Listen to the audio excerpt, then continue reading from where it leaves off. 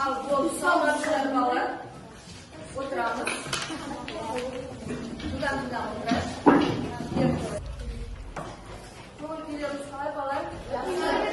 Sabah adayımız var. Dersler var mı? Aldık koy. Al jaraydı onda sabah adayım bolsanlar sabahımızda başlayalım. Nah, eng aldымен birinchi tuguncha bolalar ayaru kimdir? Suranchayalar avrup ketdi. Jaraydi. O'tirib. Al endi bolalar eng birinchida sportga o'ynab olaylik. Biz mana ultuk qurilishlarimizni nasihatlov maqsadida mana yerda asıqlar berilgan. O'sha asıqlarni so'rg'inga jinaymiz. Ya'ni qalay jinaymiz? Bu asıqlarning ortida sizlarga jay böşekler berilgan. Endi biz oldinda aytdik, keyingi jay böşekler o'nda böşekka aynaladi, al keyingi jay böşekler o'nda böşekka aynalmaydi. Solay qo'y. Endi hozir bir minut kelib asıqni olasizlar, ortida jay böşeklarga qaraysizlar. Agar o'nda böşekka aynaladigan jay böşek bo'lsa, al kelinglar joyingizga. Endi bolalar qaranglar. Jay böşekda o'nda böşekka aynaladigan top birinchi top najaqa o'tirsin. Onu böşeke aynalatın. Jay böşekler najaqa o'tirsin. Saramaysizlar. Qo'yamiz bo'ldi.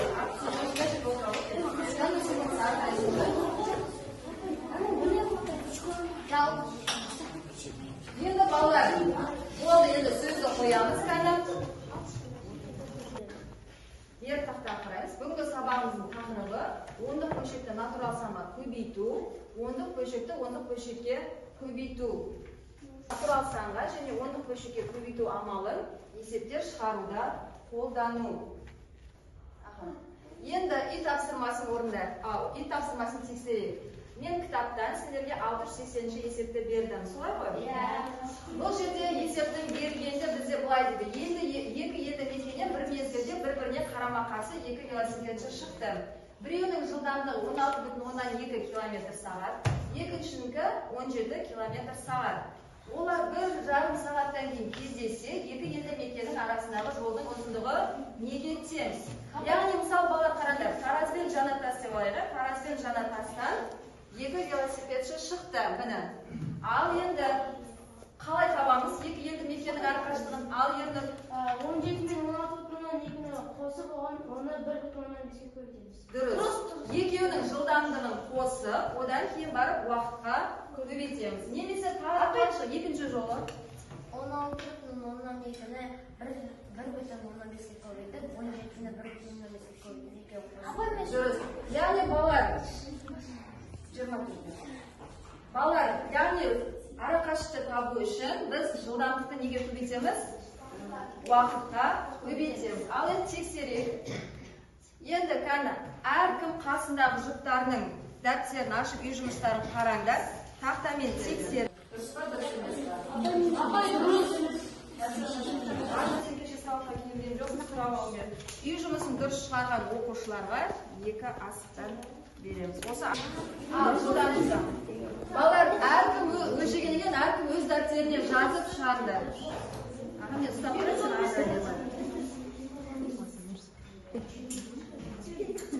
қанша сантиметр? 111, ya? 111. Al енді балалар сендердің топтарында 111 сантиметрді дециметрге айналдырып, ондық бөлшек түрінде жазасыңдар. Отырыңдар. Тақтаға жазашы. Маша, келе ғой, сен тақтаға жаз. Балалар бүгінгі күнді қойыңдар. Нажасан, екінші топтар қыстай қушады. Ал асыңнан келе ғой. Дециметрге айналдыр сен, ма, өкен бұл. Сен асың қанша грамм бол? 215 граммды килограммға айналдырасың. Қалғандарымыз дәптерге орындаймыз.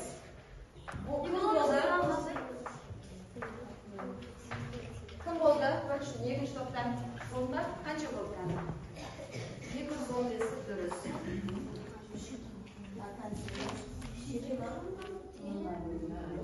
Яғни граммды килограммға айналдырғаннан кейін өлшем бірлігі қасына килограмм деп жазып қоямыз. 1 килограммда 1 килограммда қанша грамм бар?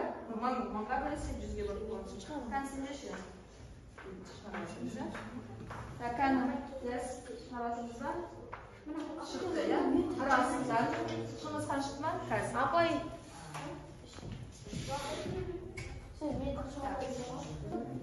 Да, 10-ға бөлдің, дұрыс. Сендер бөлдік. Бір-бір асыңдар. Так, Кән, сендер ше? Шығатымыза? Болды ма? Қанша бөлдің? 10-ға бөлеміз, дұрыс. Так, Кән, алыңыз. 10-ға бөлесің, сонда 11 бүтін, 10-нан 1. Нақытта өлшем бірлігін жазып қоямыз. Біз дециметрге айналдырсақ, дециметр деп өлшем бірлігін жазамыз. 11 бүтін, 10-нан 1, дұрыс. Абылай шықты ма сендер? Я 11 бүтін 10-нан 1 қасы дециметр деп жазып қоясың. Ерзат шықты ма? Апай шықты. Алқан. Балар, енді тақтаға қараймыз.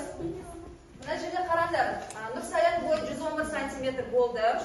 Оны дециметрге айналдыру үшін бізде бір дециметрде 10 сантиметр ғой. Енді керісінше сантиметрді дециметрге айналдырғанда 10-ға бөлеміз. Бөлін тұрған жоқ па? Енді мынау бұрыс бөлшекті 10-лық бөлшек түрінде жазу үшін не істейміз? Қалай жазып мынаны? Орны тұрып айтамыз. Онда бір нөл бар, соң артынан бір түр санаймызда Өтірді қояйық. Келесі тапсырма бізде тарсия ойыны, яғни кім жылдам. Қазір мен сіздерге үш бұрыштарды таратам. Біз басқа тақырып өткенде осыларды жасап қояйық тапсырма. Апай бізге мықтырсыңыз ғой.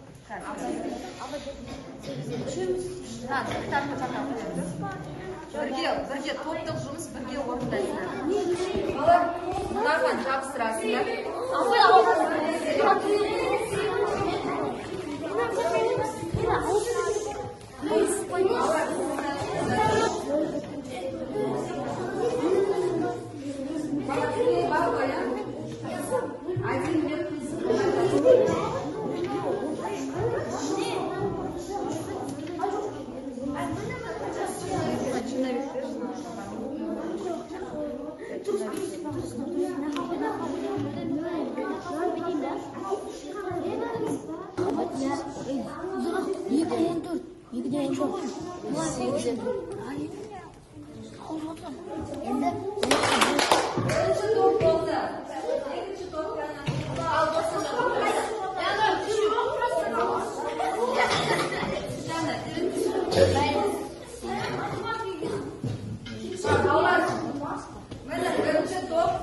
Пирамида, яғни үш бұрыш құрастырды, иә? Енді мынау дұрыс па дұрыс емес па? Тексереміз. Сендер қанша жабыстырдар? Үшеу ғана жабыстырдар ма? Ал енді тексерейік. Бірінші топқа дұрыс істеді ма? Бірінші топ ғана дұрыс шығарды. Дұрыс шығар және бірінші шығарды. Келесі ақиқат жалған. Мен сіздерге қазір мынандай карточка таратам. Ал енді бері қарап тыңдаймыз барлығымыз. Мына жерде карточкада сендерде есептер жауабымен берілген. Соның ішінен дұрыс болса ақиқат дейсіңдер, қате болса жалған деп жазасыңдар. Түсінді ме?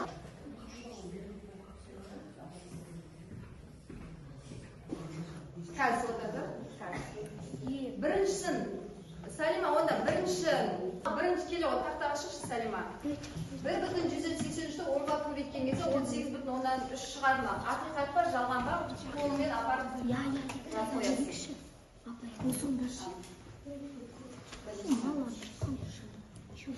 2,5-ге көбейткенде 6,125 шығады ма? Ақиқат бар, жалған ба? Онда бұлақ қолымен сөйлеуін Ал енді екінші топтан кім шығады? Кім шығады нәптен? Салима сен шығады. Басқа? Апай, мен апай. Ал, жарайды, ерініп көріп. Ұстап қойды. Ал, жарайды. Ары қарай. Кім шығады тағы да? Төртіншіден. Ал, арынып көріп. Мыналар дұрыс па, дұрыс емес па тексерейік, иә? Жарайсың, окей. Барлығы да дұрыс. Жарайсың, дұрыс. Ал енді тақтамен жұмыс сіздерге карточка таратам. Шарт болғаннан кейін енді бұл жерде балалар қараңдар. 257 17-ге көбейткен кезде 3084-ке тең екен, я? Енді мынау астына берген есептерді есептемей ауызша мынау жауапқа қарап өздерің жауаптарын жазасыңдар. Яғни үтірлерін дұрыс қою керексіңдер.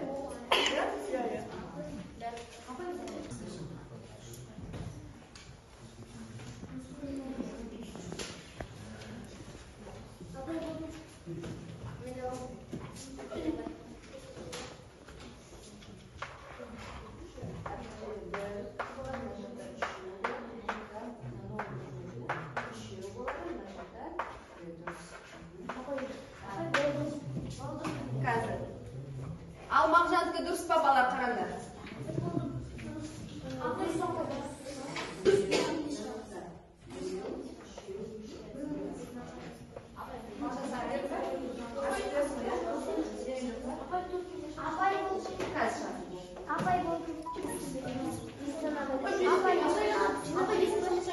Енді мынандай мәндеріндегі үтірлерді орнын тауып қойыңдар дейді.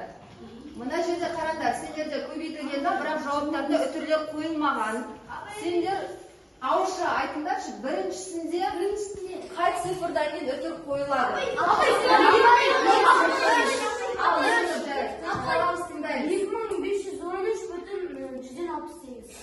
2513,168. Дұрыс па, балар? Апай, 0,10,918 дейді. Өйткені бізде екі көбейткіштің үтірден кейін қанша цифр бар? 4 цифр бар. Онда бізде 10,000-дан 918. Қаландарыңыз тыңдайды. Дұрыс па, дұрыс емес па тексеріп отырасыз? 100,000-дан 370. Дұрыс, жарайсыңдар. Айыру. Ал дұрыс айтқандарға бір асық береміз. Арнұр сен дұрыс айтты. Ернұр дұрыс айтты. Айнұр айтты. Так, мынау топтан кім дұрыс айтты? Медина дұрыс айтты, иә? Болды ғой? Барлығымыз жауап бердік, иә? Ережені тағы да бір еске түсірейік. Онда барлығы түсінікті болса, мына жаққа қазір біртіндеп шығып, кері байланыс аламыз. Егер де қараңдар, сабақты толық түсіндім десеңдер, жасылды басасыңдар. Егер де орташа, мысалы, тағы түсіндім, бірақ тағы да сұрақтарым бар дейтін болсаңдар, сарыны басасыңдар. Егер түсінбедім десеңдер, қызылды басасыңдар. Ал біртіндеп келек, Ернұр. Қазір балар бірінші топты бірінші бітіріп алайық. Ал отыра ғой. Ал Алинұр. Жарайсыңдар, ары қарай Нұрсая келе ғой.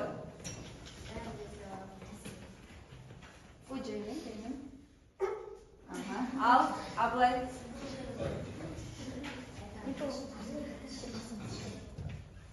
Абылай орташа сұрақтары бар екен. Ал Ерзат.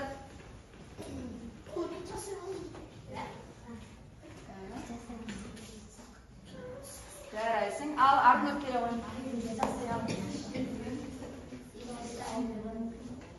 Ал жарайсың. Ал Санжар. Мағжан дайындала бер. Ал Мағжан келе ғой.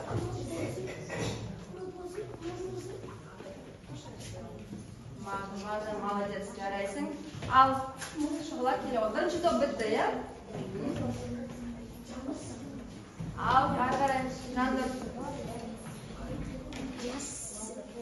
Жарайсың. Ал Зияс келе ғой. Молодец. Ал Асылжан келе ғой. Тәртіп саламыз балар.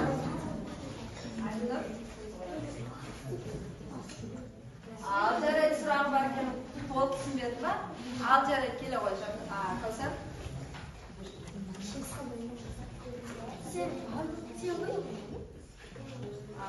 Ал Медина келе ғой.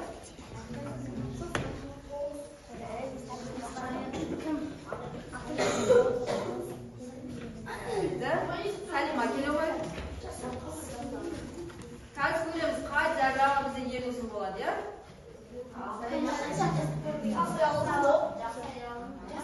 Ал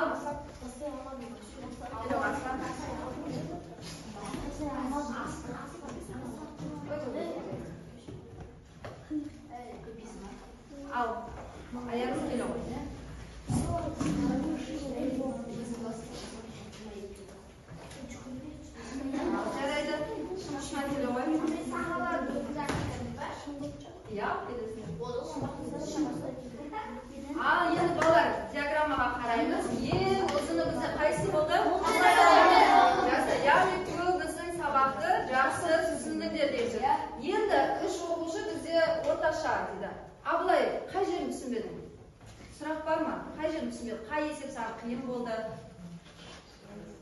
Ондық бөлшек? Несі қиын болды? Көбейту қиын болды ма? Әлде жай бөлшек ондық бөлшекке айналдыру қиын болды ма? Қайсы қиын болды? Әлде үтірлерін қою қиын болды ма? Абылай көбейту? Сен сабақта жақсы көбейтіп жүрдің ғой? Ондық бөлшекке көбейту үшін біз айттық, басында үтірге назар аудармай, натурал сандарды көбейткенде еді көбейтіп аламыз. Содан кейін барып, екі көбейткіштің үтірден кейін қанша цифры болса, шыққан нәтижесінің соңынан бастап, сонша орын санап үтірін қоямыз. Асылжан, сенде қандай сұрақ?